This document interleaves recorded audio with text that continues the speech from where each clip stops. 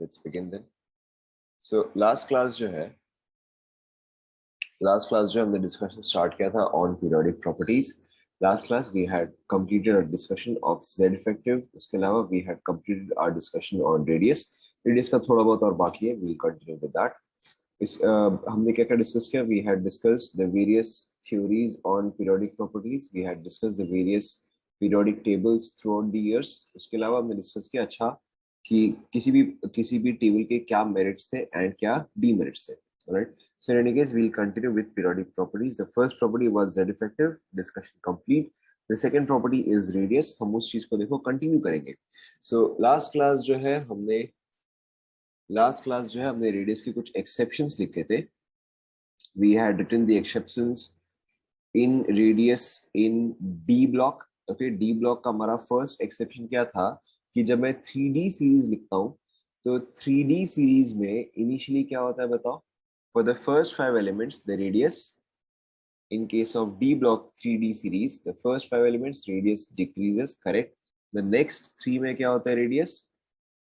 For the next 3 it is constant, and for the last 2 it, correct, for the last 2 it increases. उसके अलावा हमने एक और exception discuss किया था कि डाउन द ग्रुप टिपिकली हमारा क्या होता है, साइज जो है वो इंक्रीज होता है. लेकिन 3D 4D एंड 5D में क्या एक्सेप्शन आता है कि 3D जो है वो स्मॉलेस्ट होता है. उसके बाद नेक्स्ट क्या आता है बताओ? प्रैक्टिकली हमारा क्या रिजल्ट आता है? Correct, 3D. उसके बाद जाके आपका आता है 5D which is less than और equal to 4D. Okay, which is less than और इक्वल टू 4D. इसका देखो हमने रीजन क्या डिस्कस किया था. Reason was lanthanide contraction. And lanthanide contraction का मतलब क्या था कि जब हम 4D से 5D पे जाते हैं या जब हम 5th पीरियड से 6th पीरियड में जाते हैं तो बिकॉज F ब्लॉक में इलेक्ट्रॉन्स फिलअप हो रहे हैं, so shielding जो है is not effective. Shielding is not effective, but Z effective जो है that increases very sharply, which is why there is a strong contraction in size. उसके अलावा फिर हमने P ब्लॉक में एक एक्सेप्शन लिखा था boron, aluminium, gallium, indium, thallium का. यहाँ पे हमने क्या एक्सेप्शन दिया था कि एल्यूमिनियम गैलियम में आइडियली तो गैलियम जो है वो लार्जर होना चाहिए, बट गैलियम जो है वो स्मॉलर हो जाता है विथ रिस्पेक्ट टू एल्यूमिनियम. इसका रीजन क्या था बताओ? Correct, it was called as d contraction. D contraction क्यों? क्योंकि सडनली जो हमें डी ब्लॉक में 10 इलेक्ट्रॉन्स भरने पड़ गए, जिसकी वजह से कि हमारा यहाँ पे इसका साइज जो है वो डिक्रीज हो गया. सेम चीज अगेन हमारा एक्सेप्शन आया था इंडियम एंड थैलियम के बीच में. मैंने आपको बताया जब भी आपका सिक्स पीरियड में कोई भी दिक्कत आता है तो उसका रीजन हमेशा क्या होता है? आप शॉर्ट में लिख सकते हो. करेक्ट, आप शॉर्ट में लिख सकते हो लैंथेनाइड कॉन्ट्रैक्शन. ओके, नहीं ऑब्वियसली देखो 13th पीरियड में और भी आगे जो है वो अफेक्ट करेगा. Obviously 14th period, 15th period, 16 and 17 ये सब भी अफेक्ट होता है, बट उन सब का अफेक्ट जो है वो ना ही इतना इंपॉर्टेंट है ना ही इतना ज्यादा है. राइट, 13 पीरियड में ही सबसे ज्यादा अफेक्ट होता है. ठीक है, क्योंकि 13 पीरियड क्या होता है, P1 जो है वो जस्ट आप डी के जस्ट बाद जाते हो, तो विच is why it is affected more. Right, 14 group, 15 group, 16 group जो है वो इतना ज्यादा अफेक्टेड नहीं है. एंड जो भी उसकी जो प्रॉपर्टीज इंपॉर्टेंट होगी वो मैं आपको खुद ही करवा दूंगा. ऑलराइट, एंड इसके अलावा हमने लास्ट पार्ट डिस्कस किया था कि एफ ब्लॉक के केस में आपका साइज जो है वो प्रैक्टिकली कांस्टेंट ही है. Alright, in case of F block the size is practically constant. Alright, so let's continue. ना इसके अलावा देखो हमें एक और पार्ट जो है वो डिस्कस करना है. सपोज करो कि मैं आपको बोलता हूँ let's say second period elements. हम रेडियस में ही कंटिन्यू कर रहे हैं. Let's discuss second period elements. Alright, बताओ सेकंड पीरियड में क्या क्या एलिमेंट्स है? सेकंड पीरियड में क्या क्या एलिमेंट्स है बताओ? हम रेडियस में ही कंटिन्यू करें. करेक्ट, सबसे पहले आपका आता है लिथियम, फिर लिथियम के बाद बेरिलियम, फिर बोरॉन, फिर carbon, then nitrogen, oxygen, fluorine and correct and neon. Okay, now यहाँ पे हमें एक बहुत ही इंपॉर्टेंट चीज ध्यान में रखना है which is very very very important. Okay, अगर आपको कभी भी ऑर्डर ऑफ रेडियस पूछा जाए, एंड कुछ भी और इंफॉर्मेशन ना दे, okay, simply it has been asked to you order of radius, और कुछ भी आपको इंफॉर्मेशन नहीं दिया हुआ है, तो बताओ इस केस में मेरा ऑर्डर क्या आएगा? अलोंग अ पीरियड रेडियस क्या करता है बताओ? Correct, along a period radius जो है वो डिक्रीज करेगा। सो अगर आपको कुछ भी इंफॉर्मेशन नहीं दिया गया है तो इन दैट केस देखो हमारा ऑर्डर क्या आएगा, lithium, beryllium, boron, carbon, nitrogen, oxygen, fluorine. लेकिन नियॉन जो है वो लार्जेस्ट हो जाएगा, तो नियॉन जो है वो लार्जेस्ट हो जाएगा, इसको आप यहाँ पे लिखो। ठीक है, या तो आप नियॉन को यहाँ पे लिखो, या तो फिर आप क्या कर सकते हो, आप यहाँ पे नियॉन को इस तरह से भी लिख सकते हो। Okay, you can either right it in this way, okay, this is correct, or you can also write it in this way, this is also correct। okay, आप दोनों में से कोई भी एक फॉर्म में लिख सकते हो। पहले आप इस चीज को लिख लो, फिर मैं इस चीज को एक्सप्लेन करता हूँ। ओके, अभी के लिए जो है मैं नियॉन को सबसे पहले में लिखा हूँ, तो ये वाला पोर्शन जो है ये मैं हटा देता हूँ। ओके, पहले आप इस चीज को लिख लो।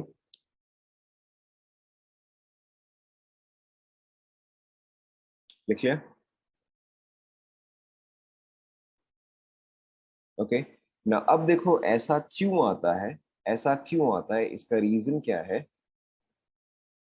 Reason for lithium, for lithium to fluorine, lithium से लेके फ्लोरीन तक, we are considering, from lithium to fluorine we are considering are covalent, but for neon we are considering, but for neon we are considering. बताओ neon neon के लिए हमें क्या consider करना चाहिए? मैंने आपको तीन रेडियस जो हमने डिस्कस किया, कोवेलेंट, मेटालिक, वॉन्डरवॉल। राइट, आप खुद सोच के बताओ कि नियॉन के लिए कोवेलेंट तो नहीं जमेगा, राइट, मेटालिक भी नहीं जमेगा, तो इसके लिए हम ऑब्वियसली क्या कंसिडर कर रहे हैं? इसके लिए हम वॉन्डरवॉल कंसिडर कर रहे हैं, राइट। एंड हमने क्या डिस्कस किया था कि वॉन्डरवॉल रेडियस जो है वो out of the three radius smallest होता है या लार्जेस्ट होता है? Correct, it is always the largest, right, it is always the largest. So जब भी आपको कुछ भी इंफॉर्मेशन नहीं दिया गया है, okay, whenever no information has been given to you, तो उस केस में आपको क्या समझना है कि जनरल एलिमेंट्स का जो है हम कोवेलेंट रेडियस लेते हैं, whereas noble gases का जो है हम van der Waals radius लेते हैं, if no information has been given to you then। okay, लेकिन अगर आपको इंफॉर्मेशन ऐसा दिया जाए कि order of radius, order of radius, लेकिन अब जो है हम सबका वॉन्डरवॉल रेडियस ही कंसिडर कर रहे हैं। ओके, अब हम सबका van der Waals radius for all. Okay, अब हम सबका वॉन्डरवॉल रेडियस ही कंसिडर कर रहे हैं। तो अब बताओ क्या ऑर्डर आना चाहिए? अब मेरा नियॉन जो है वो फर्स्ट में आएगा या लास्ट में आएगा?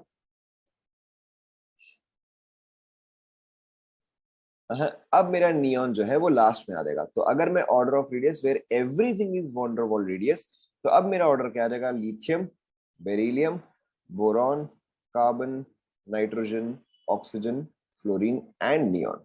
ठीक है, यहाँ पे मेरा नियॉन क्यों जीत रहा था, या यहाँ पे मेरा नियॉन लार्जेस्ट क्यों था? क्योंकि मैं इन सब का स्मॉलेस्ट चूज कर रहा था एंड इसका जो है लार्जेस्ट चूज कर रहा था। लेकिन अब जब मैंने सबका ही लार्जेस्ट चूज किया है, तो नियॉन जो है वो मेरा स्मॉलेस्ट आ गया। Is that clear? कॉपी कर लो। सो अगर आपको कुछ भी इंफॉर्मेशन नहीं दिया है, जैसे यहाँ पर मैंने स्पेसिफाई कर दिया, ओके, यहाँ पर मैंने स्पेसिफाई कर दिया कि अब मैं सबका वॉन्डरवॉल रेडियस जो है वो मैं कंसिडर कर रहा हूँ, लेकिन अगर आपको कुछ भी नहीं दिया है तो यू हैव टू अंडरस्टैंड कि अच्छा इन सबका जो है कोवेलेंट है, इसका जो है वॉन्डरवॉल है। Is that clear? नॉर्मल में हम वॉन्डरवॉल नहीं लेते क्योंकि ये सब कंपाउंड्स तो, सॉरी, ये सब एलिमेंट्स तो कंपाउंड्स की तरह एग्जिस्ट करेंगे ना, सिर्फ नियॉन ही है जो कि आपका एलिमेंट की तरह ही एग्जिस्ट करेगा।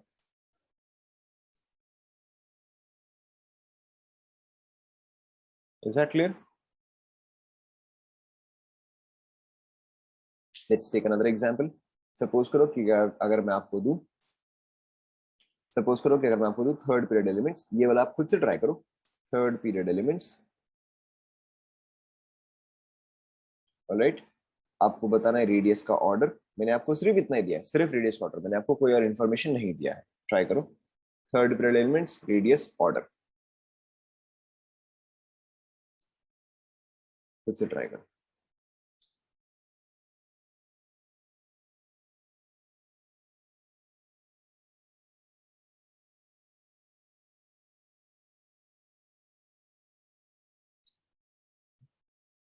हो गया?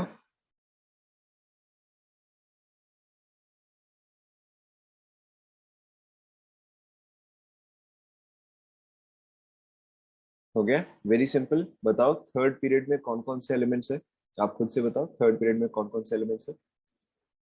करेक्ट, आपका थर्ड पीरियड जो है वो स्टार्ट होता है विद सोडियम, देन आपका आता है मैग्नीशियम, देन आपका आता है एल्यूमिनियम, एल्यूमिनियम के बाद आपका आता है सिलिकॉन, देन आपका आता है फॉस्फोरस, फॉस्फोरस के बाद आपका आता है sulphur, then you have chlorine. Right, इन सब का ऑर्डर जो है वो इस तरह से रहेगा। ओके, लास्ट में मेरा क्या आएगा, आर्गन आएगा। But because I have not given anything here which means that in सब का जो है मैं कोवैलेंस कंसीडर कर रहा हूँ, एंड आर्गन का जो है मैं वॉन्डरवॉल कंसीडर कर रहा हूँ, तो मेरा आर्गन जो है वो लार्जेस्ट आ जाएगा। Okay, so just something to keep in mind when we are considering when we are considering covalent for all radius, sorry, covalent for all elements, covalent for all elements, but van der Waal for noble gas, then in a period noble gas is always largest.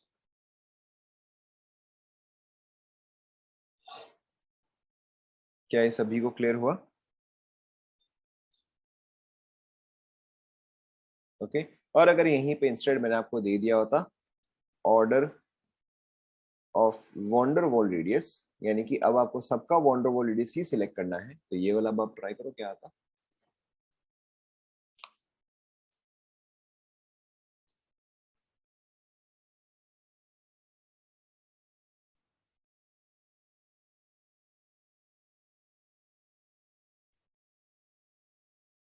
ठीक है, ये वाला तो simple ही है, same thing. बस आपका कह रहा था, बस देखो आपका कह रहा था sodium, magnesium, aluminium, silicon, phosphorus, sulphur, chlorine, and last में आपका रहा था argon. Is that clear?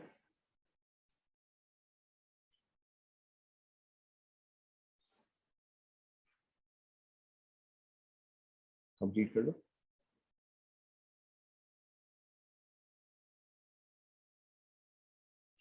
Complete, alright. Next आप देखो, हम अगेन रेडियस में ही कंटिन्यू कर रहे हैं, we are continuing in radius. अगर आपको दे दिया जाए आइसो इलेक्ट्रॉनिक स्पीशीज, ओके, अगर आपको दे दिया जाए आइसो इलेक्ट्रॉनिक स्पीशीज एंड आपको इनका रेडियस का ऑर्डर जो है वो डिटरमाइन करना है। Okay, let's say for example मैंने आपको दे दिया, let's say Na+, Mg2+, and let's say मैंने आपको दे दिया F-, एंड लेट्स से मैंने आपको दे दिया O2-। ओके, पहले आप ये सब लिख लो।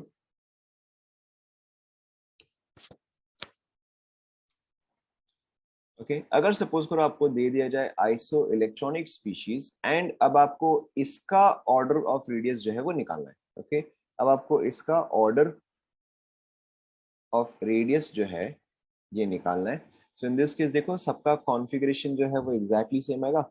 All of these have exactly 10 electrons. देखो 10 इलेक्ट्रॉन्स होंगे या नहीं होंगे। सोडियम में 11 होते हैं, एक आपने रिमूव किया 10 बचेगा। मैग्नीशियम में 12 होते हैं, दो आपने रिमूव किए तो 10 बचेगा। फ्लोरीन में 9 होते हैं, एक आपने ऐड किया तो 10 होगा। ऑक्सीजन में 8 होते हैं, दो आपने ऐड किया तो 10 होगा। Okay, so all of these have 10 electrons and all of these will have the configuration of 1s2, 2s2, 2p6. Yes or no? Right? तो यानी कि इन सबके पास शेल्स जो है वो भी सेम है, इन सबके पास नंबर ऑफ शेल्स जो है वो तो दो दो होंगे। ओके, नाउ शेल्स जो है सेम है, इन दैट केस मैं क्या यूज करूंगा, इन that case I will use Z effective. Okay, तो मेरा जेड इफेक्टिव देखो क्या आ जाएगा, जेड माइनस सिग्मा आ जाएगा। नाउ ऑब्वियसली मैं यहाँ पे जेड इफेक्टिव जो है वो कौन से इलेक्ट्रॉन पे निकालूंगा बताओ। If I want to find out size, then मैं यहाँ पे जेड इफेक्टिव कौन से इलेक्ट्रॉन पे निकालना चाहूंगा। ऑब्वियसली मैं यहाँ पे जेड इफेक्टिव जो है वो मैं आउटर मोस्ट पे निकालना चाहूंगा। ओके, तभी जाके मुझे पता चल गया कि अच्छा ठीक है मेरा यहाँ पे साइज जो है वो इंक्रीज हो रहा है डिक्रीज हो रहा है ना। अब देखो क्योंकि सबका कॉन्फ़िगरेशन जो है वो एग्जैक्टली सेम है, तो सबका सिग्मा जो है वो भी सेम आएगा। यस और नो? सबका सिग्मा जो है वो भी सेम आएगा, क्यों? क्योंकि सबका कॉन्फ़िगरेशन एग्जैक्टली सेम है, मैं एग्जैक्ट सेम इलेक्ट्रॉन पे निकाल रहा हूँ, तो सबका सिग्मा जो है वो सेम आएगा। So sigma would be same. तो अब अगर मुझे हाईएस्ट जेड इफेक्टिव निकालना है तो बताओ वो किस चीज पे डिपेंड करेगा? Very good. अब अगर मुझे हाईएस्ट जेड इफेक्टिव निकालना है तो वो नेचुरली जेड पे डिपेंड करेगा। तो यानी कि जिसका जेड हायर होगा उसका जेड इफेक्टिव हायर होगा। तो एंड जिसका जेड इफेक्टिव हायर होगा उसका साइज क्या होगा बताओ? Very good. जिसका जेड इफेक्टिव हाईएस्ट होगा उसका साइज जो है वो स्मॉलेस्ट होगा। ओके, तो एसेंशियली जिसका जेड ज्यादा उसका साइज जो है वो स्मॉल। तो बताओ यहाँ पे मैंने आपको जो दिया है इसमें से जेड सबसे ज्यादा किसका है? वेरी गुड, मेरा मैग्नीशियम का है। ठीक है, तो पहले यहाँ पे चलो मैं एक बार लिख लेता हूँ कि यहाँ पे all have 10 electrons each, all have 10 electrons each. Okay, so which means that same configuration, and it also means same sigma. So z effective is equal to z minus sigma. इसके अलावा देखो हमने क्या डिस्कस किया था कि आपका radius जो है वो तो inversely proportional to Z effective होता है।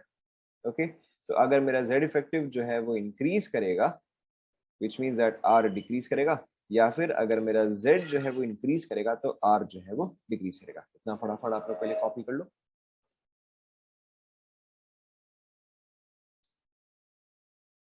अब इसके आगे देखो ऑर्डर आप समझ गए हो। अब बताओ स्मॉलेस्ट कौन सा आएगा? स्मॉलेस्ट आप सभी ने मुझे बता दिया, दैट इज Mg2+। इसके बाद नेक्स्ट क्या आएगा बताओ? Very good. इसके बाद नेक्स्ट आएगा Na+। इसके बाद नेक्स्ट क्या आएगा बताओ? करेक्ट। नेक्स्ट आ जाएगा मेरा F-, एंड इसके बाद नेक्स्ट क्या आएगा बताओ? Correct, O2-। कंप्लीट कर लो। सिंपल इनफ, कुछ डिफिकल्ट तो था नहीं है, सभी को समझ में आ रहा है? कॉपी कर लो।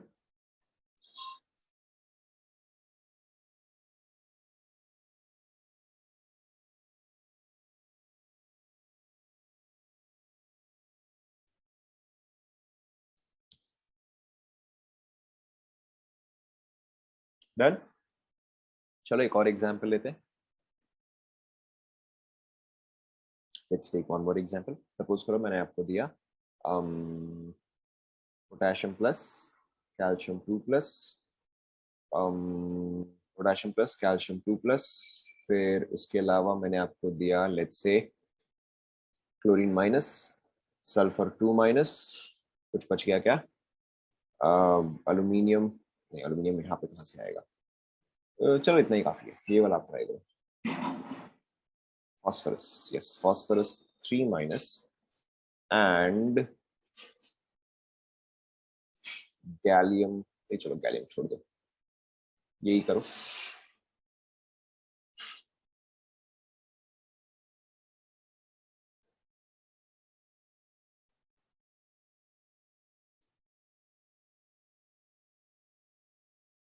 हो गया ये वाला।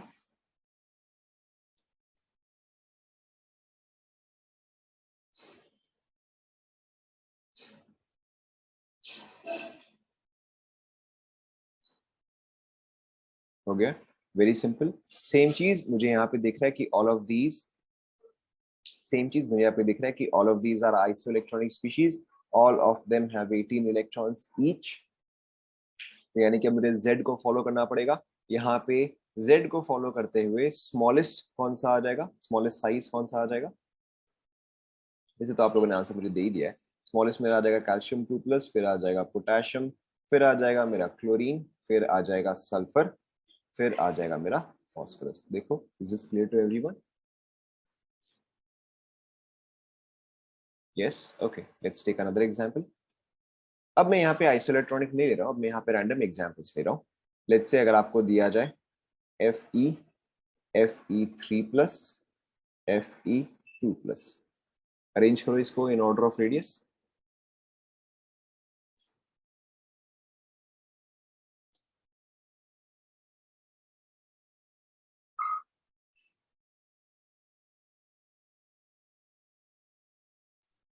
हो गया। स्मॉलेस्ट क्या आएगा बताओ? वेरी गुड, स्मॉलेस्ट जो है वो मेरा Fe3+ आ जाएगा। फिर क्या आएगा बताओ? करेक्ट, फिर मेरा आ जाएगा Fe2+, लास्ट में मेरा क्या आ जाएगा? Fe आ जाएगा। बताओ इसका रीजन क्या था? What is the reasoning here? Correct correct, आप यहाँ पे से समझ सकते हो कि कैटायन का साइज जो है वो हमेशा स्मॉलर होता है। Cation is always smaller than parent atom, parent atom.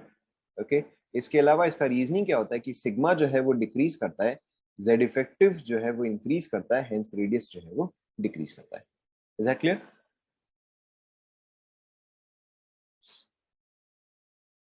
Let's take another example. um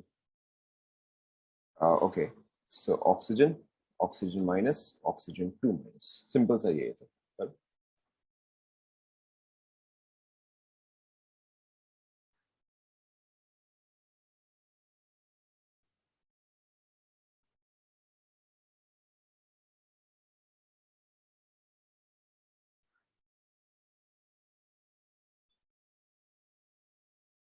हो गया? स्मॉलेस्ट कौन सा आया बताओ? करेक्ट, ऑक्सीजन, फिर मेरा आ जाएगा ऑक्सीजन माइनस, फिर मेरा क्या आ जाएगा, ऑक्सीजन 2 माइनस आ जाएगा। ओके, एग्जैक्ट सेम थिंग, बस इसका ऑपोजिट। मैंने उल्टा कर दिया। ओके, ये ऑर्डर आएगा। सो यहाँ पे रीजन क्या है कि एनायन जो है that is larger than parent atom. Okay, reason जो है सेम है, यहाँ पे सिग्मा जो है वो इंक्रीज करता है, जेड इफेक्टिव जो है वो डिक्रीज करता है, हेंस रेडियस जो है वो इंक्रीज करता है। Clear to everyone?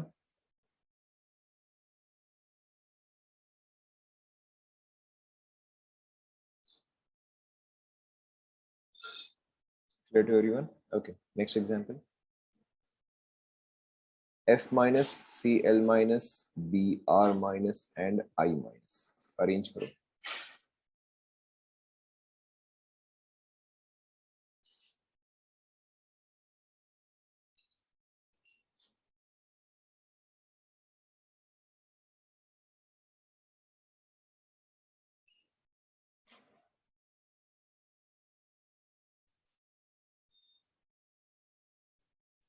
हो गया?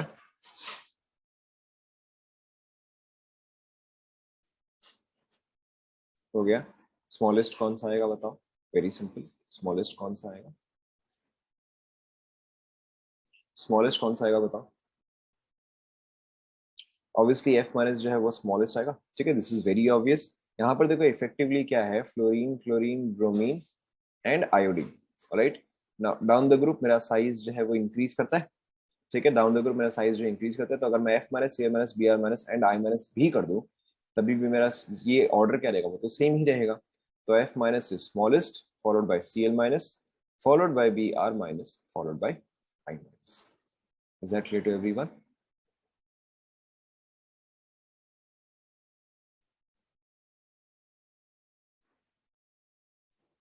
एक और एग्जांपल लेते हैं। लेट्स से वी हैव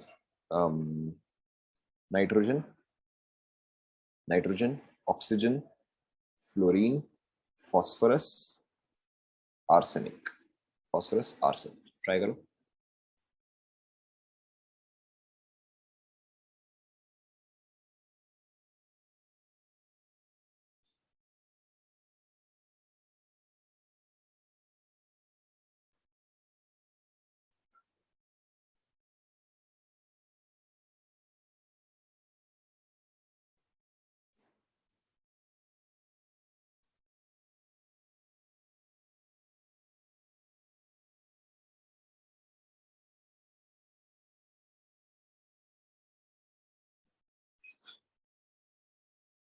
या फिर चलो थोड़ा सा इजी करने के लिए क्या करते हैं, मैं आर्सेनिक को हटा देता हूँ।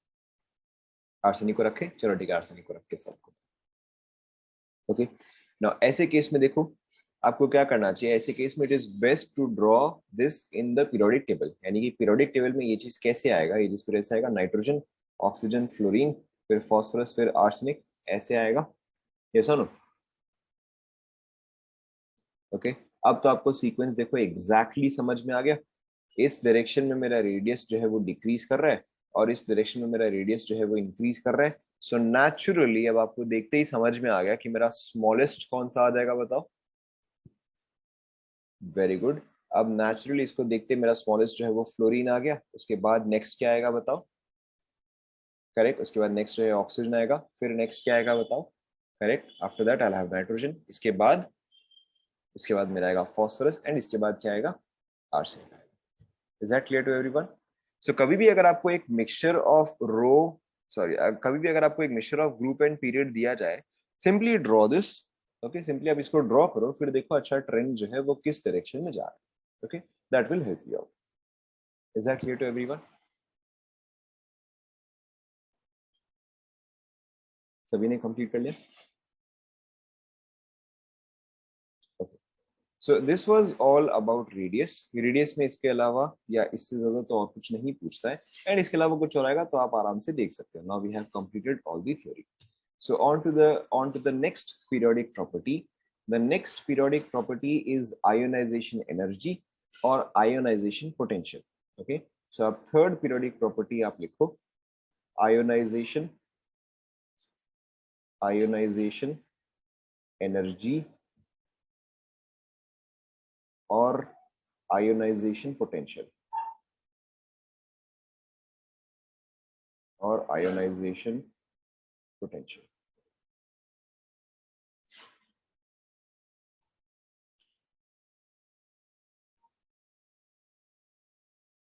ओके, इसको शॉर्ट में ऑब्वियसली हम आईपी भी लिख सकते हैं या आईई भी लिख सकते हैं. आयोनाइजेशन एनर्जी और आयोनाइजेशन पोटेंशियल. स्टार्ट करें. ओके, सो आयोनाइजेशन एनर्जी का वेरी सिंपली मतलब क्या होता है? The energy required. What ionisation energy means is very simply the energy required to remove the most loosely held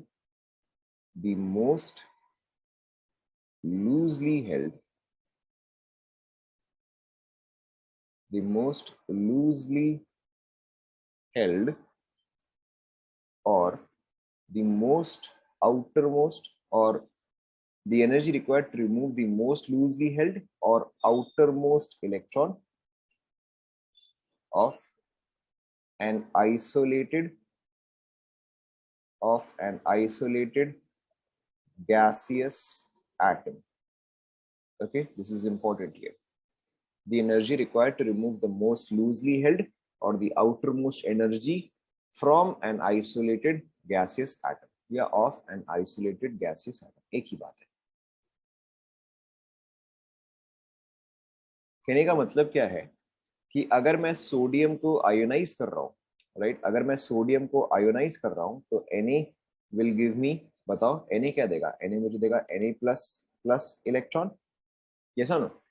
लेकिन अगर मैं इसका आयोनाइजेशन एनर्जी लिखना चाहता हूं, सो इन दैट केस मेरा ये स्टार्टिंग वाला कंपाउंड जो है वो गैसियस स्टेट में होना चाहिए. सेम ये वाला Na प्लस जो है ये भी मेरा गैसियस स्टेट में ही होना चाहिए.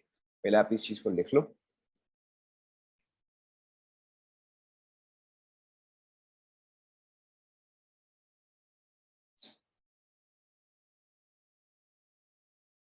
लिख लिया?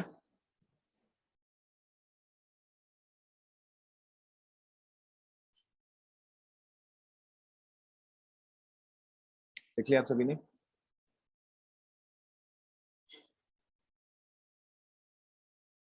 ओके, सो अब देखो हम यहाँ पे एक आइसोलेटेड गैसियस एटम क्यों बोलते हैं? This is very simple. अगर आपके पास यहाँ पे एक गैसियस एटम के जगह अगर कुछ भी और है, okay, let's say you have a solid, तो सॉलिड में क्या होगा कि ये मेरा न्यूक्लियस, ओके, ये इसका आउटर मोस्ट इलेक्ट्रॉन, एंड बगल में यहाँ पर नेक्स्ट एटम होगा, ये इसका न्यूक्लियस होगा. तो ये न्यूक्लियस जो है वो तो इस इलेक्ट्रॉन पे भी अट्रैक्टिव फोर्स डाल सकता है. ये सुनो, अगर मैं एक सॉलिड रखूं तो उस केस में क्या होगा कि अच्छा भाई इस एटम का न्यूक्लियस जो है वो तो इस पर अट्रैक्टिव फोर्स डाल सकता है. सेम एक और एटम होगा, उसका न्यूक्लियस जो है वो भी इस पर अट्रैक्टिव फोर्स डाल सकता है. सो एज अ रिजल्ट अगर आपके पास सॉलिड या लिक्विड स्टेट है तो वैसे केस में आसपास के एटम्स जो हैं वो इस पे और अट्रैक्टिव फोर्स डाल सकते हैं. लेकिन गैसियस स्टेट में क्या होता है? गैसियस स्टेट में all atoms are much further away. ये एटम और दूसरा एटम जो है दोनों के बीच में तो काफी डिस्टेंस होगा. अब अगर काफी डिस्टेंस होगा इसका मतलब क्या है कि अब ये दूसरा एटम जो है वो इसके इलेक्ट्रॉन पे इन्फ्लुएंस नहीं कर सकता. Okay, which is why whenever we write the ionization energy, we always write it in terms of an isolated gaseous atom. Is that clear to everyone? Clear to everyone? Okay. So this is called as the ionization energy. Basically, removal of an electron is called as ionization energy. Ionization potential जो है वो simply अगर आप volts में report कर रहे हो तो this part we have already studied in atomic structure. इसमें ऐसा कुछ खास है नहीं. अगर ionization energy जो है let's say it is 5 electron volts, तो ionization potential कितना आ जाएगा? Correct. It will very simply be 5 volts. तो ionization energy and ionization potential में ऐसा कुछ खास difference नहीं है. Now obviously it is not necessary कि आप हमेशा सिर्फ एक ही इलेक्ट्रॉन रिमूव करो. कहने का मतलब अगर मैं मैग्नीशियम लेता हूँ, okay, if I take magnesium, तो मैग्नीशियम कैटायन बनाते बनाते कितने इलेक्ट्रॉन्स रिमूव होते हैं?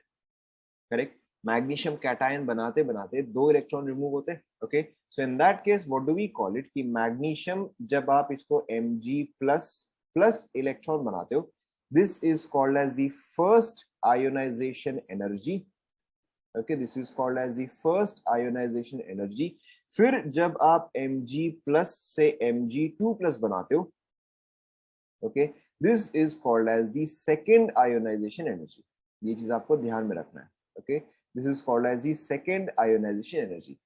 First ionization energy का मतलब क्या है कि आप first electron remove कर रहे हो.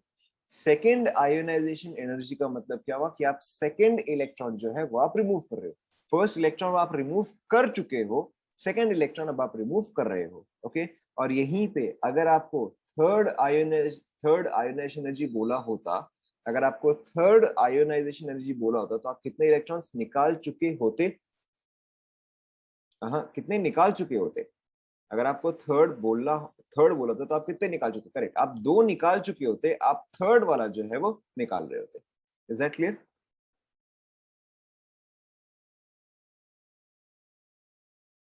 ओके, नाउ इसी चीज को हम बोलते हैं सक्सेसिव आयोनाइजेशन एनर्जीज. ओके, इसी चीज को हम बोलते हैं सक्सेसिव आयोनाइजेशन एनर्जीज. सक्सेसिव का मतलब क्या हुआ कि फर्स्ट के बाद जो है सेकंड, तो सेकंड जो है वो फर्स्ट का सक्सेसिव होगा. ओके, सिमिलरली थर्ड जो है वो सेकंड का सक्सेसिव होगा एंड फोर्थ जो है वो थर्ड का सक्सेसिव होगा. ओके, सो आपको यहाँ पे क्या समझना है कि these are called as successive ionisation energies. Now अब आप एक बात बताओ, ये स्पीशीज जो है वो न्यूट्रल है. Okay, there is some species which is neutral. यहां से आप एक इलेक्ट्रॉन जो है इससे दूर कर रहे हो. इन द सेकेंड केस ये स्पीशीज जो है ये पॉजिटिवली चार्ज है, यहां से आप इलेक्ट्रॉन जो है वो दूर कर रहे हो. And in the third case ये स्पीशीज जो है इस पे 2 पॉजिटिव चार्ज है, यहां से आप एक इलेक्ट्रॉन जो है वो रिमूव कर रहे हो. Okay, this is case A, case B and case C. Okay, now आराम से बोलो, कोई जल्दी नहीं है. in which case is the attractive force between the electron and whatever is on the left side? In which case is the attractive force between the electron and whatever is on the left side greatest? किस case में बताओ attractive force जो है वो greatest होगा? Obviously सी में attractive force जो है वो ग्रेटेस्ट होगा. तो यानी कि सी वाले केस में मुझे इलेक्ट्रॉन को रिमूव करना, या सी वाले केस में मेरे लिए इलेक्ट्रॉन को रिमूव करना सबसे इजी होगा या सबसे डिफिकल्ट होगा? करेक्ट, सी वाले केस में इलेक्ट्रॉन को रिमूव करना मेरे लिए सबसे ज्यादा डिफिकल्ट होगा. ओके, कौन से केस में सबसे ज्यादा इजी होगा बताओ? ऑब्वियसली ए वाले केस में सबसे ज्यादा इजी होगा. So now if you will look here, okay, now if you will look here, पहले केस में मैंने इलेक्ट्रॉन जो है वो कहां से निकाला? पहले केस में मैंने इलेक्ट्रॉन जो है वो मैंने एक न्यूट्रल स्पीशीज से निकाला. ओके, सो ये कुछ भी एक अमाउंट ऑफ डिफिकल्ट था. Okay, it doesn't matter, this was some amount of difficulty, doesn't matter how much. Okay, but second case में जो मैंने इलेक्ट्रॉन निकाला है वो मैंने एक यूनिट पॉजिटिव चार्ज से निकाला है. ओके, तो सेकंड आयोनाइजेशन एनर्जी जो है वो फर्स्ट वाले से ज्यादा होगा या कम होगा? Do I have to supply greater energy और lesser energy?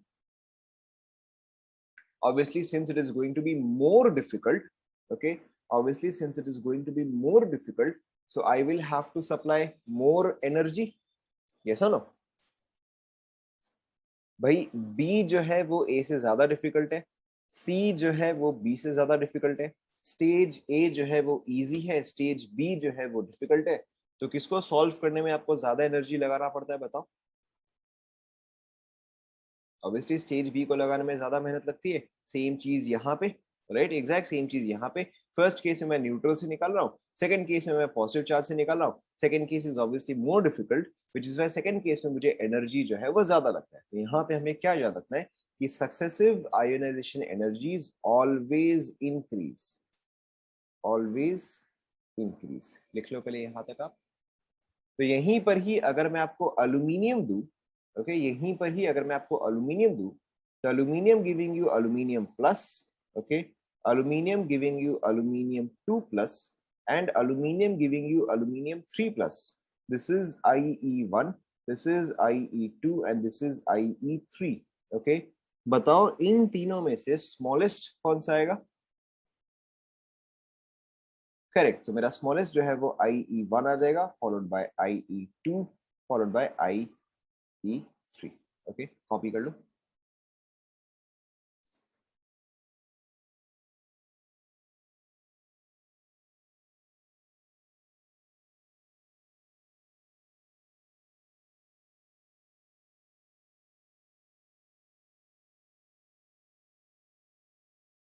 Successive ionization energies always increase. Successive ionization energies always increase.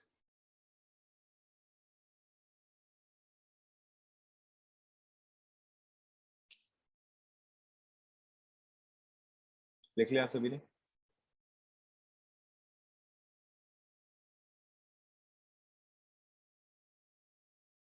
Complete हो गया? Okay, now next thing. So हम आयोनाइजेशन में ही कंटिन्यू कर रहे हैं, आयोनाइजेशन में ही कंटिन्यू कर रहे हैं। So factors affecting ionization energy. Okay, आप खुद ही समझ सकते हो कि it's not difficult at all कि अगर ये मेरा न्यूक्लियस है, यहाँ से मैं एक इलेक्ट्रॉन को रिमूव करना चाहता हूँ, तो इस पे क्या क्या फैक्टर्स अफेक्ट करेंगे बताओ? The first and most important factor would be, खुद से आप समझ सकते हो। Very good, the first and most important factor would be obviously Z effective. Okay, and अब आप खुद बताओ, अगर मेरा जेड इफेक्टिव जो है वो इंक्रीज करता है, ऑलराइट, तो मेरा आयोनाइजेशन एनर्जी क्या करता होगा बताओ? इट्स वेरी ऑब्वियस, अगर मेरा जेड इफेक्टिव जो है वो इंक्रीज कर रहा है, तो नेचुरली मेरा आयोनाइजेशन एनर्जी जो है वो भी मेरा इंक्रीज करेगा। This part is very obvious, right? Second चीज क्या होगा बताओ? Second part is your radius, obviously radius. अगर मेरा रेडियस जो है, correct, distance from the nucleus, obviously अब आपको ऑलरेडी पता है कि force is equal to KQ1 Q2 upon R²। So अगर डिस्टेंस जो है वो इंक्रीज करता है, तो अट्रैक्टिव फोर्स क्या करेगा बताओ? करेक्ट, अट्रैक्टिव फोर्स जो है डिक्रीज करेगा। एंड अगर अट्रैक्टिव फोर्स जो है डिक्रीज करता है, अट्रैक्टिव फोर्स जो है डिक्रीज करता है, तो अब इसको रिमूव करना इजी है या डिफिकल्ट है? करेक्ट, इजी है। और अगर इजी है तो IE should be,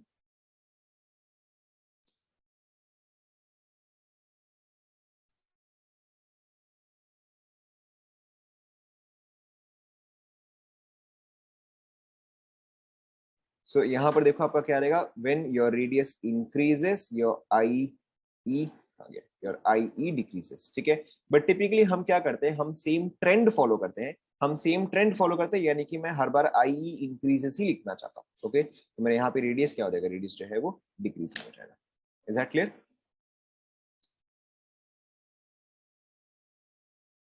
is that clear? Okay, so students, just give me 2 minutes. Okay, excuse me for 2 minutes, I'll be back right now. Okay, excuse me for 2 minutes.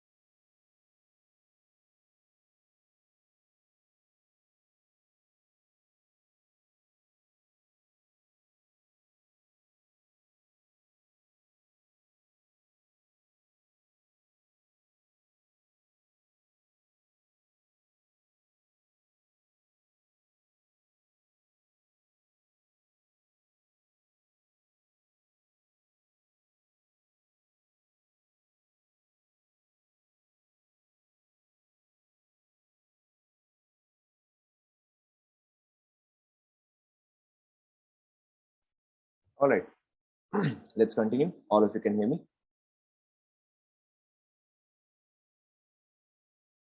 Okay, let's continue. So first factor was Z effective. Z effective increases, IE increases. Radius decreases, IE increases. All right. Now the third factor, the third factor is your configuration. Okay. The third factor is configuration. Now configuration देखो हम कैसे समझते हैं कि आप याद करो जब हमने एटॉमिक स्ट्रक्चर डिस्कस किया था तो हमने कुछ एक लिखा था fully filled, half filled and partially field, right? बताओ उन सब में से मोस्ट स्टेबल कॉन्फ़िगरेशन क्या था? करेक्ट, फुली फिल्ड जो था that was most stable, followed by half filled and that was followed by partially filled. Okay, the next important point क्या है? configuration. Obviously अगर मेरे पास fully filled configuration है तो it will be more difficult to remove an electron from that. क्यों? क्योंकि अगर कोई चीज stable है तो उसको ब्रेक करने में ज्यादा मेहनत लगेगा, और अगर कोई चीज अनस्टेबल है तो उसको ब्रेक करने में ज्यादा आसानी रहेगा. यस और नो? सो फुली फिल्ड में क्या होता है? It is greater than half filled. हम यहाँ पे IE की बात कर रहे हैं. Okay, we are talking about IE and that is greater than partially filled. Partially filled. Okay, we are talking about IE here. Okay, so अगर मेरे पास फुली फिल्ड है तो मेरा आयोनाइजेशन एनर्जी जो है वो इंक्रीज करता है. हाफ फिल्ड है तो भी मेरा आयोनाइजेशन एनर्जी जो है वो इंक्रीज करता है. बट अगर पार्शियली फिल्ड है तो ऐसा एज सच आयोनाइजेशन एनर्जी जो है वो इंक्रीज नहीं करता है. Now the fourth factor is penetration power. Now penetration power हमने डिस्कस किया था कि ये चीज हम सब शेल्स के केस में डिस्कस करते हैं. बताओ out of SPDF highest penetration power किसका होता है? ऑब्वियसली S का पेनिट्रेशन पावर जो है वो हाईएस्ट है. पेनिट्रेशन पावर का मैंने आपको मतलब क्या बताया था कि closeness to the nucleus. And obviously अगर एक इलेक्ट्रॉन जो है वो क्लोजर टू द न्यूक्लियस है, if an electron is closer to the nucleus, attractive force जो है वो इंक्रीज होगा या डिक्रीज होगा? ऑब्वियसली इंक्रीज होगा. एंड अगर अट्रैक्टिव फोर्स इंक्रीज होगा तो आपका IE जो है या आयोनाइजेशन एनर्जी जो है वो भी आपका इंक्रीज करेगा. ओके, सो अगर आपका इलेक्ट्रॉन जो है, आपका penetration power is SPDF. okay, so it is more difficult, okay, so it is more difficult to remove an electron from, but it is more difficult to remove an electron from, correct, it is more difficult to remove an electron from S rather than P, D और F. Okay, कभी अगर आपको compare करना पड़ ही जाए कि अच्छा S में इलेक्ट्रॉन है, P में इलेक्ट्रॉन है, D में है, F में है, तो उस केस में आपका हाईएस्ट IE जो है वो कहाँ पे आएगा? ओके, इन केस अगर आपको कंपेयर करना पड़ ही जाए तो पहले आप यहां तक लिख लो.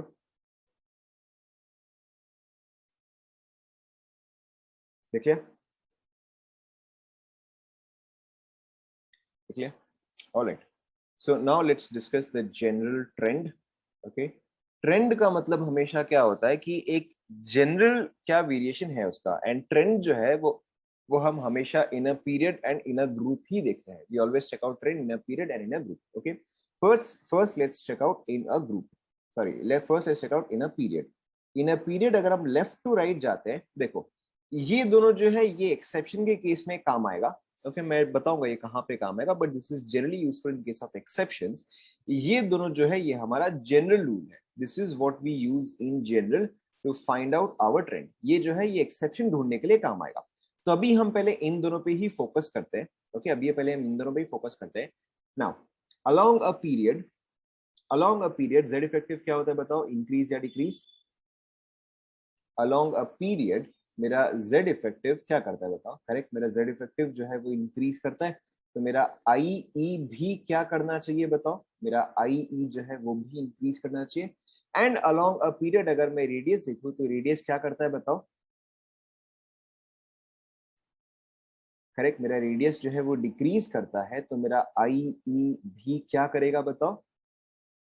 करेक्ट, तो मेरा IE जो है वो इंक्रीज करेगा. समझ में आ रहा है?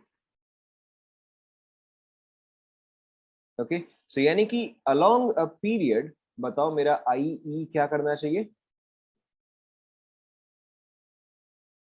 Very good. So along a period, the ionization energy, इसको शॉर्ट में लिख दे रहा हूँ. Okay, along a period the IE increases.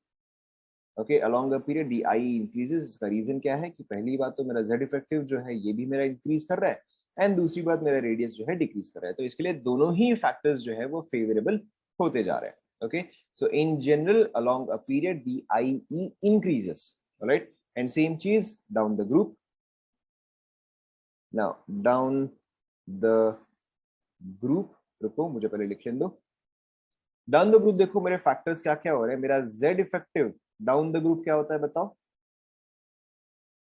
Z effective down the group, very good. Z effective down the group is almost constant. Okay, but radius क्या कर रहा होता है बताओ. रेडियस जो है वो इंक्रीज कर रहा है. और अगर Z इफेक्टिव कांस्टेंट है बट रेडियस जो है वो इंक्रीज कर रहा है, तो बताओ मेरा IE क्या करना चाहिए. करेक्ट, तो मेरा IE जो है वो डिक्रीज करता है. Is that clear to everyone. Copy कर लो. सो मेरा जनरल ट्रेंड क्या है. जनरल ट्रेंड क्या है कि IE increases along a period and IE decreases down the. Copy कर लो.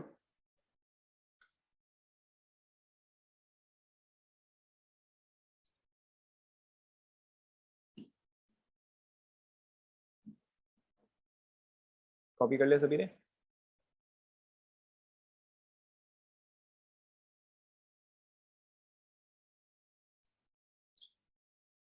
Alright, let's take some examples. Z effective is constant.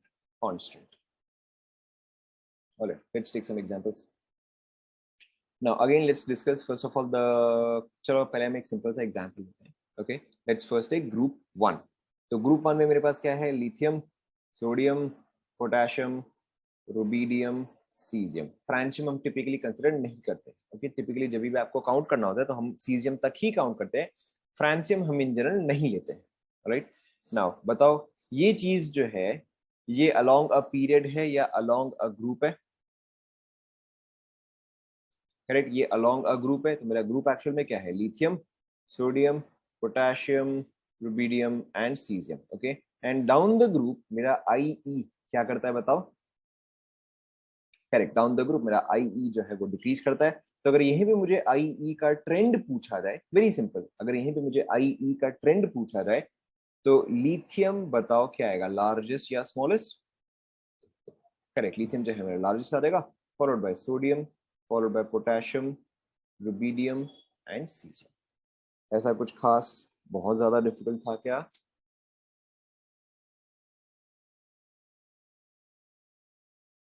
ठीक है, simple enough, easy enough. Copy कर लो फटाफट.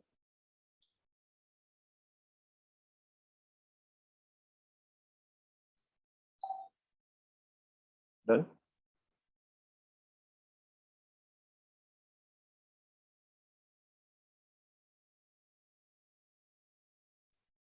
कॉपी कर लिया सभी ने.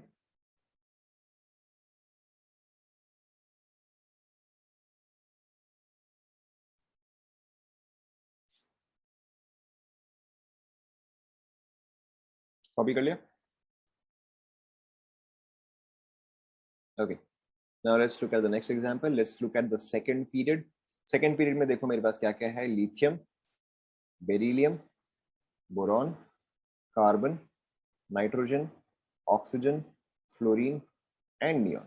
Alright, now ideally, okay, ideally along a period क्या. हाँ, लिथियम तो लिखा है. Okay, now ideally along a period मेरा IE क्या करना चाहिए बताओ. Correct, ideally along a period मेरा IE जो है वो इंक्रीज करना चाहिए. That is lithium less than beryllium, less than boron, less than carbon, nitrogen, oxygen, fluorine and obviously neon. ठीक है, आइडियली ये चीज जो है वो आना चाहिए. लेकिन अब देखो यहाँ पे हमें क्या समझना है कि अगर मैं इन सब का आउटर मोस्ट कॉन्फ़िगरेशन लिखूं. ऑलराइट, तो मेरा लिथियम जो है वो क्या आ जाएगा. वो 2s1 आ जाएगा. बेरिलियम जो है वो मेरा क्या आ जाएगा. देखो वो मेरा 2s2 आ जाएगा. बोरॉन जो है वो मेरा क्या आ जाएगा. 2s2 2p1 आ जाएगा.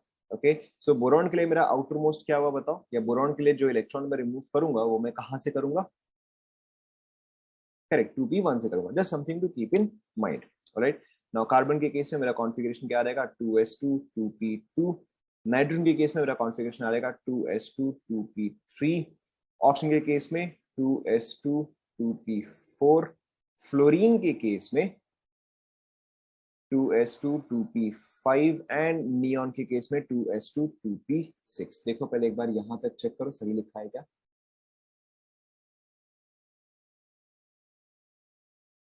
चेक कर लो एक बार। Is that clear to everyone? Okay. Now अब देखो आपको एक और चीज क्या ध्यान में रखना है, एक्सेप्शन जो है वो एक लेफ्ट या एक राइट तक ही रहता है। Okay, this is something that you have to memorise. Exception जो है वो एक लेफ्ट या एक राइट तक ही रहता है, ठीक है। एक्सेप्शन जो है वो ऐसा नहीं कि वो चलता ही जाएगा, एक्सेप्शन जो है वो कहीं ना कहीं पे एंड होता है। Typically for smaller properties it usually ends at one left और वन राइट। ओके, नाउ कहने का मतलब क्या है मेरा, देखो यहाँ पे मेरा कहने का मतलब क्या है कि प्रैक्टिकली यहाँ पे क्या चीज ऑब्जर्व होगा। Okay, practically what is being observe, यहाँ पे मैं S1 को ब्रेक कर रहा हूँ, यहाँ पे मैं S2 को ब्रेक कर रहा हूँ। Obviously S2 is fully filled, right, S2 is fully filled. तो किसको ब्रेक करना ज्यादा डिफिकल्ट होगा बताओ, बिटवीन S1 एंड S2 किसको ब्रेक करना ज्यादा डिफिकल्ट होगा? ऑब्वियसली S2 को ब्रेक करना ज्यादा डिफिकल्ट होगा। तो मेरा ये ऑर्डर जो है वो तो वैसे ही आएगा, lithium followed by beryllium. Okay, now अब आप नेक्स्ट देखो, यहाँ पे मेरे पास मैं इसको ब्रेक कर रहा हूँ, S2 को ब्रेक कर रहा हूँ, बट मैं यहाँ पे P1 को ब्रेक कर रहा हूँ, ठीक है। जस्ट अभी हमने क्या देखा, ओके, जस्ट अभी हमने क्या देखा, पेनिट्रेशन पावर में देखो मेरा क्या होता है कि S का पेनिट्रेशन पावर जो है वो P से ज्यादा है। ओके, सो मेरे पास यहाँ पर देखो क्या है, मेरे पास यहाँ पे मैं S2 ब्रेक कर रहा हूँ, यहाँ पे मैं P1 ब्रेक कर रहा हूँ। ओके, बताओ किसको ब्रेक करना ज्यादा डिफिकल्ट होगा? अगेन S2 को ब्रेक करना जो है वो ज्यादा डिफिकल्ट होता है। ओके, सो हमारा फर्स्ट एक्सेप्शन जो है वो यहीं पर ही आ जाता है। ओके, हमारा फर्स्ट एक्सेप्शन जो है वो यहीं पर ही आ जाता है कि it is more difficult to break S2। Okay, it is more difficult to break S2 then it is to break P1। तो मेरा यहाँ पे देखो क्या हो जाएगा, यहाँ पे बेरिलियम की जगह जो है बोरॉन आ जाएगा, एंड बोरॉन के जगह जो है बेरिलियम आ जाएगा। ओके, रीजन क्या है, more difficult to break S2 then it is to break P1। Is that clear? Is that clear? लेकिन अभी जस्ट मैंने आपको क्या बताया कि एक्सेप्शन जो है वो एक लेफ्ट एक राइट तक ही रहता है, ऐसा नहीं कि ये एक्सेप्शन जो है वो ट्रैवल करता ही जाएगा। एक्सेप्शन जो है वो एक लेफ्ट या एक राइट तक ही रहता है। तो यानी कि बेरिलियम को बोरॉन के ऊपर जो एक्सेप्शन शो करना था उसने कर दिया। अब लेकिन मेरा ऑर्डर जो है वो नॉर्मल ही आएगा, कार्बन ही आएगा, ठीक है। अब मेरा ऑर्डर नॉर्मल कार्बन ही क्यों आएगा, देखो वेरी सिंपल, यहाँ पे मेरे पास P1 है, यहाँ पे मेरे पास P2 है। ओके, यहाँ पे P1 है, यहाँ पे P2 है। अलोंग दिस Z इफेक्टिव बताओ क्या करता है? करेक्ट, Z इफेक्टिव जो है वो इंक्रीज करता है। तो क्लियरली मेरे पास कार्बन का Z इफेक्टिव जो है वो ज्यादा है। इन एडिशन रेडियस जो है वो भी स्मॉलर है। और अगर मैं कार्बन का बेरिलियम से भी कंपेयर करूं तो यहाँ पर भी इसका Z इफेक्टिव जो है वो ज्यादा है एंड साइज जो है वो स्मॉलर है। ये सुनो,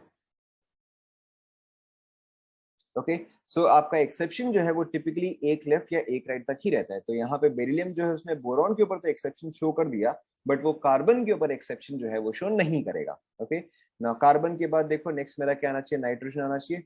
ओके, बट अब अगर मैं नाइट्रोजन एंड ऑक्सीजन को कंपेयर करूं, ना नाइट्रोजन में अगर मैं ब्रेक कर रहा हूं तो मैं क्या ब्रेक करूंगा बताओ? नाइट्रोजन में अगर मैं ब्रेक कर रहा हूं तो क्या ब्रेक होगा बताओ? करेक्ट, नाइट्रोजन में मैं P3 ब्रेक कर रहा हूँ which is half field, but oxygen में क्या ब्रेक कर रहा हूँ, ऑक्सीजन में तो मैं P4 ब्रेक कर रहा हूँ which is partially field. And अभी जैसे हमने डिस्कस किया, ओके, एंड अभी जैसे हमने डिस्कस किया कि एक हाफ फिल्ड जो है वो क्या है, वो पार्शियली फिल्ड से ज्यादा स्टेबल है, ऐसा नो। तो अगेन यहाँ पे क्या, यहाँ पे एक और एक्सेप्शन आ जाएगा, बट एक्सेप्शन अगेन मैंने आपको क्या बताया, एक्सेप्शन जो है वो कितना ट्रैवल करता है, एक्सेप्शन जो है वो एक ही ट्रैवल करेगा। तो नाइट्रोजन जो है वो ऑक्सीजन से तो ज्यादा IE होगा उसका, बट फ्लोरीन से ज्यादा और नहीं होगा। तो यानी कि यहाँ पर जो है मेरा कार्बन के बाद नाइट्रोजन के जगह क्या आ जाएगा, ऑक्सीजन आ जाएगा, उसके बाद मेरा आ जाएगा नाइट्रोजन, ठीक है।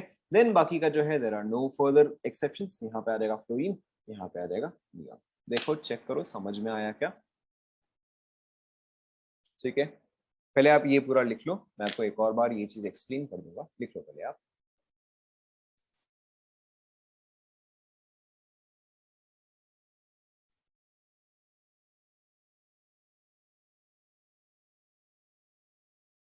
लिख लो पहले आप, फिर मैं आपको एक्सप्लेन करता हूँ। Okay, now again to look at this once again, यहाँ पे देखो मेरा दो जगह एक्सेप्शन आया है। एक मेरा बेरिलियम ने एक्सेप्शन शो किया है, दूसरा मेरा नाइट्रोजन ने एक्सेप्शन शो किया है। राइट, दूसरा मेरा नाइट्रोजन ने जो है एक्सेप्शन शो किया है। वेरी सिंपल, यहाँ पे रीजन क्या है कि इन केस ऑफ बेरिलियम, ठीक है, इन case of beryllium S2 was more difficult, was more difficult to ionize, to ionize than P1, all right। And इस केस में मेरा एक्सेप्शन क्यों आया? वेरी सिंपल, क्यों? क्योंकि P3 was more stable, was more stable than P4। Is that clear to everyone? तो देखो मैंने एक्सेप्शन जो है वो हमने एक प्लेस ही शो किया है।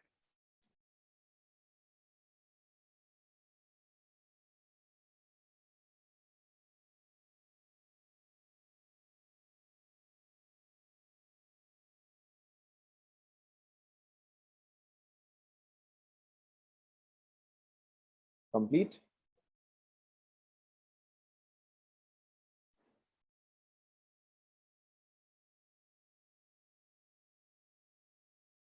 Complete, okay. Now, इसके अलावा let's take one more example. Now there is a very common example. Yes, noble gases का हमेशा highest ही आएगा। Noble gases will always have highest, क्योंकि noble gases का fully filled configuration होता है। noble gases का हमेशा जो है highest ही आएगा। Okay. Now let's take one more. Suppose करो कि मैं आपको compare करने के लिए बोल रहा हूँ। Now this is a very common question. Suppose करो मैं आपको compare करने के लिए बोल रहा हूँ। First IE, second IE, okay, and third IE। Confuse होने की जरूरत नहीं है, don't worry about it. Okay, first IE and second IE हम कंपेयर कर रहे हैं of iron and manganese. Correct, जब D5 आएगा एंड F7 आएगा वहां पर भी आपका एक्सेप्शन आता है। Absolutely right. ओके, बट पहले अभी आप इसको देखो, this is a very common question. Okay, कि हम आयरन एंड मैंगनीज का first IE, second IE and third IE compare कर रहे हैं। ओके, नाउ फर्स्ट IE का मतलब क्या हुआ? मैं भी फर्स्ट इलेक्ट्रॉन जो है वो रिमूव करूंगा। ओके, फर्स्ट IE का मतलब मैंने अभी तक एक भी इलेक्ट्रॉन रिमूव नहीं किया है, मैं फर्स्ट इलेक्ट्रॉन रिमूव करूंगा। ओके, नाउ बताओ Fe का कॉन्फ़िगरेशन क्या है? सिर्फ आउटर मोस्ट। Fe का आउटर मोस्ट कॉन्फ़िगरेशन क्या है बताओ? वेरी गुड, Fe का आउटर मोस्ट कॉन्फ़िगरेशन है 3d6 4s2 एंड Mn का आउटर मोस्ट कॉन्फ़िगरेशन क्या है? 3d5 4s2। अच्छा मैं इसको उल्टा लिख देता हूँ ताकि ना सिंपल रहेगा। Mn Fe, okay, so this is 4s2 3d5, this is 4s2 3d6। ठीक है, ताकि ये जो है ये अलोंग द पीरियड आ जाए। नाउ नाउ ध्यान दो जो फर्स्ट इलेक्ट्रॉन में रिमूव करूंगा, ओके, जो फर्स्ट इलेक्ट्रॉन में रिमूव करूंगा वो कहां से रिमूव होगा बताओ? वो 4s से रिमूव होगा या 3d से रिमूव होगा?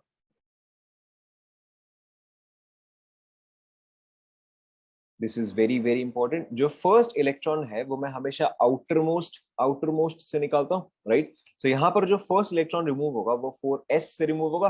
तो मैंगनीज के केस में भी 4s2 है, आयरन के केस में भी 4s2 है, राइट। दोनों ही केस में मैं S2 ब्रेक कर रहा हूँ, तो यहाँ से तो मुझे कोई रिजल्ट नहीं मिलेगा। Okay, and along a period, right, along a period मेरा IE क्या करता है बताओ? along a period मेरा IE क्या करता है? Obviously along a period my IE increases. So in case of first IE, alright, in case of first IE किसका ग्रेटर आएगा बताओ? आयरन या manganese? Very good, in case of first IE मेरा iron का जो है ज्यादा आएगा। क्या ये सभी को समझ में आया? देखो आपको थर्ड IE तक पूरा समझ में आ जाएगा। ओके, देखो आपको थर्ड IE तक पूरा समझ में आ जाएगा। नाउ अब जब मैं सेकेंड IE कंपेयर कर रहा हूं, यानी कि मैं फर्स्ट इलेक्ट्रॉन जो है वो मैं रिमूव कर चुका हूं। Okay, when we are trying to find out the second IE we have already remove the first electron. So अगर मैं इसमें से एक इलेक्ट्रॉन रिमूव कर दूं तो अब बताओ इसका कॉन्फ़िगरेशन क्या आएगा? वेरी गुड, यहां पे मेरा आएगा 4s1 3d5 एंड यहाँ पे देखो मेरा क्या आएगा 4s1 3d6, यस नो?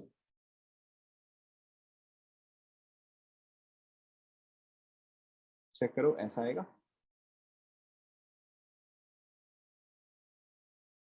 ऐसा आएगा, ठीक है ना? अब बताओ, अब अगर मैं सेकेंड इलेक्ट्रॉन निकालना चाहता हूं, ओके, अब अगर मैं सेकेंड इलेक्ट्रॉन निकालना चाहता हूं तो दोनों ही केस में अगेन कहां से निकल रहा है बताओ? अगेन दोनों ही केस मेरा 4s से ही निकल रहा है, राइट? 4s से निकल रहा है, 4s1 there is no particular exception here. So in this case again अब मेरा ज्यादा IE किसका आएगा बताओ? करेक्ट, अगेन मेरा ज्यादा IE जो है वो आयरन का ही आ गया, ओके। लेकिन अब जब मैं थर्ड IE निकाल रहा हूं, ध्यान दो आप सभी, जब मैं थर्ड IE निकाल रहा हूं यानी कि मैं 2 इलेक्ट्रॉन्स जो है वो मैं रिमूव कर चुका हूं, ओके। एंड अगर मैं 2 इलेक्ट्रॉन्स रिमूव कर चुका हूं तो बताओ इसका कॉन्फ़िगरेशन क्या आएगा? हाँ, 2 इलेक्ट्रॉन्स रिमूव कर चुका हूं, इसमें से 2 इलेक्ट्रॉन्स रिमूव कर चुका हूं, करेक्ट। तो इसका D5 कॉन्फ़िगरेशन आएगा एंड इसका क्या आएगा? D6 कॉन्फ़िगरेशन आएगा, वेरी गुड। अब आप बताओ किसको, अब बताओ बिटवीन D5 एंड D6 किसको ब्रेक करना ज्यादा डिफिकल्ट है? वापस सोचो, करेक्ट, D5 को ब्रेक करना जो है वो ज्यादा डिफिकल्ट है। D5 को ब्रेक करना ज्यादा डिफिकल्ट क्यों है बताओ in comparison to D6? Correct, because D5 is half filled, okay. D5 जो है वो हाफ फिल्ड है, whereas ये जो है पार्शियली फिल्ड है। एंड एक्सेप्शंस जो है वो हम एक लेफ्ट एक राइट तक शो कर सकते हैं, ओके। सो मैंगनीज जो है वो आयरन के क्योंकि एडजेसेंट नहीं है तो यहाँ पर ये जो है एक्सेप्शन शो कर सकता है, एंड हेंस D5 का IE जो है that would be greater than D6। क्या ये आप सभी को समझ में आया?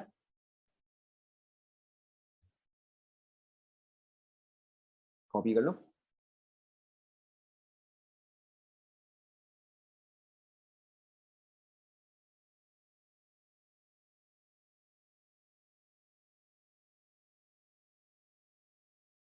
कॉपी कर लिया?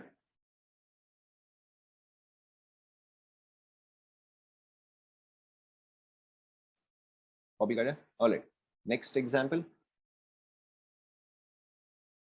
नेक्स्ट एग्जांपल देखो। आपको कंपेयर करना है, आपको कंपेयर करना है, आपको कंपेयर करना है between chromium and manganese, same चीज, chromium and manganese, first IE, first IE and second IE, okay. Try करो, ट्राई करो, ट्राई करो, बाकी का एक्सप्लेन तो मैं करूंगा ही, ट्राई करो आप एक बार खुद से।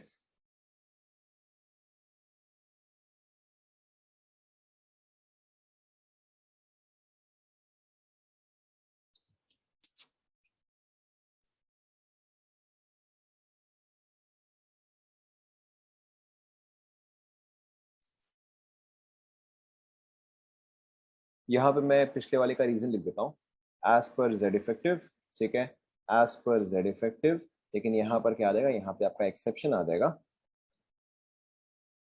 Because of half filled, because of half filled, ठीक है। मैंने तो सिर्फ HF लिख दिया लेकिन आप इसको पूरा लिखना हाफ फिल्ड।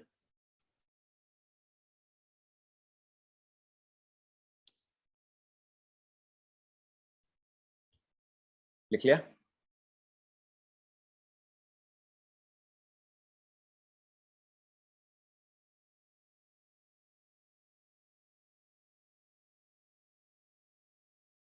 लिख लिया, ऑलराइट।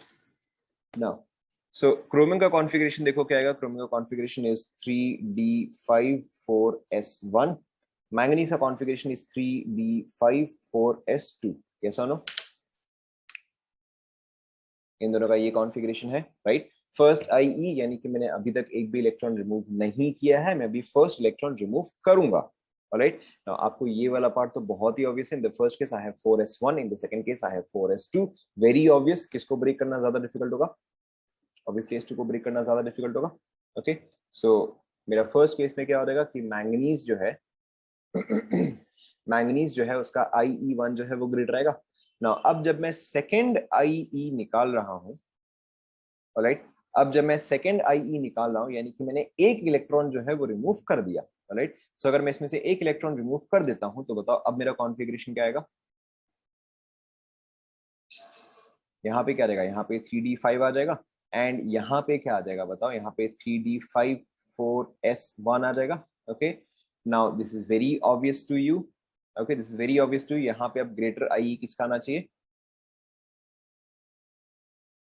क्या कर रहे हो तुम लोग? यहाँ पे ग्रेटर आई किसका आना चाहिए?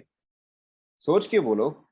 यहाँ पे आप D5 ब्रेक कर रहे हो। ओके, सो यहाँ पर देखो, यहाँ पे आपको एक और चीज क्या समझना है कि whenever there is a lower shell, okay, whenever there is a lower shell, lower shell का मतलब क्या हुआ? देखो, यहाँ पे इलेक्ट्रॉन जो है वो मैं थर्ड शेल से रिमूव कर रहा हूँ, और यहाँ पे इलेक्ट्रॉन जो है वो मैं फोर्थ शेल से रिमूव कर रहा हूँ। ओके, ऑब्वियसली कौन सा between third shell and fourth shell कौन सा इलेक्ट्रॉन है जो कि न्यूक्लियस से ज्यादा दूर होगा? ऑब्वियसली फोर्थ शेल वाला जो है वो न्यूक्लियस से ज्यादा दूर होगा। एंड अगर न्यूक्लियस से ज्यादा दूर होगा तो आई ई जो है वो इंक्रीज होगा या डिक्रीज होगा?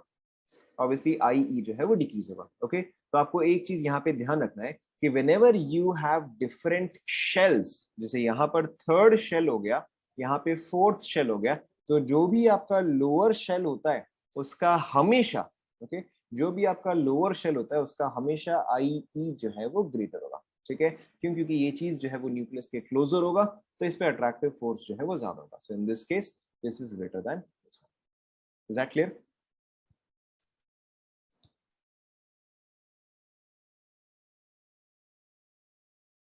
ओके, कॉपी कर लो and let's try just one more question. Okay, नहीं नहीं नहीं नहीं, यहाँ पे 3 जो है वो न्यूक्लियस के क्लोजर आएगा, हेंस आपका आई ई जो है वो इंक्रीज करता है। Okay, let's try one more, let's try one more. हम यहाँ पे सोडियम एंड मैग्नीशियम एंड अलग से मैग्नीशियम एंड एल्यूमिनियम को कंपेयर कर रहे हैं। Okay, we are comparing the first I E, the second I E and the third IE. Okay, these are two separate questions. These are two separate questions. हम पहले sodium magnesium को compare कर रहे हैं, second question में हम magnesium aluminium को compare कर रहे हैं। ओके, ट्राई करो। We are not comparing sodium with aluminium at all. Sodium magnesium, magnesium aluminium. फटाफट कंप्लीट करो। सेम क्वेश्चन, 2 बिट्स, फटाफट कंप्लीट करो, खुद से सोचो।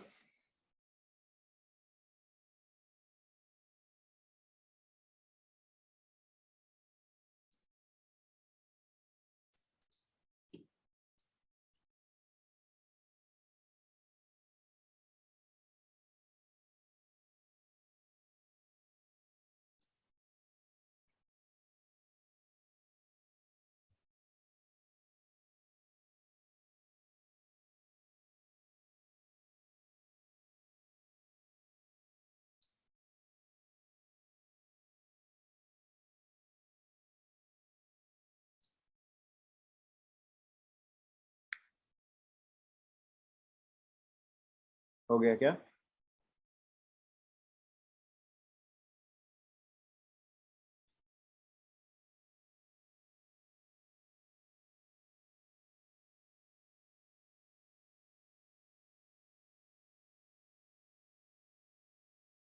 हो गया, देखो, not difficult at all.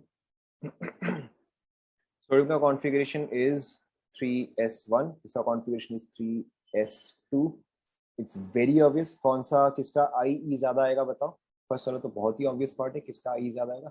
Obviously 3s2 का जो है ज्यादा आएगा। ओके, नाउ सेकंड आई ई में अगर मैं यहाँ से एक इलेक्ट्रॉन निकाल दूं तो अब क्या बचेगा? ये 2p6 बचेगा। ऑलराइट, एंड अगर मैं इसमें से निकाल दूं तो ये क्या बचेगा? ये 3s1 बचेगा। Now this is very obvious, कौन सा हाइयर आएगा बताओ? ऑब्वियसली सोडियम जो है हाइयर आएगा। क्यों? क्योंकि यहाँ पे मैं सेकंड क्वांटम नंबर पे हूँ, बट यहाँ पर तो मैं थर्ड पे हूँ। ऑलराइट, एंड थर्ड आई ई पे अगर मैं आता हूँ तो यहाँ पे 2p5 आएगा एंड यहाँ पे 2p6 आएगा। वेरी ऑब्वियस, बताओ कौन सा ज्यादा आएगा? करेक्ट, यहाँ पर आपका magnesium. Is that clear to everyone? Okay, अब हम यहाँ पे देखते हैं। This is S2, this is S2p1। Okay, this is S2, this is S2p1। बताओ यहाँ पे किसको ब्रेक करना ज्यादा डिफिकल्ट है? ऑब्वियसली मैग्नीशियम को, क्योंकि यहाँ पे मैं S2 ब्रेक कर रहा हूँ, यहाँ पे मैं P1 ब्रेक कर रहा हूँ, तो यहाँ पे क्या आ जाएगा? यहाँ पे आपका एक्सेप्शन आ जाएगा। Alright, so this was with regards to your first IE। Second IE case में यहाँ पर आपका S1 है एंड यहाँ पे S2 है। ओके, अब बताओ किसका ज्यादा आएगा? obviously aluminium का ज्यादा आ जाएगा. Alright, and the last case I have 2p6 and I have 3s1. Very obvious. कौन सा आ जाएगा बताओ?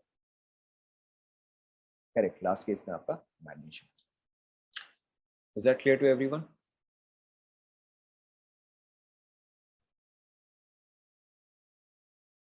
Okay. Now obviously as you can see कि as such कोई बहुत ज़्यादा difficult नहीं है ये. Just some things to keep in mind.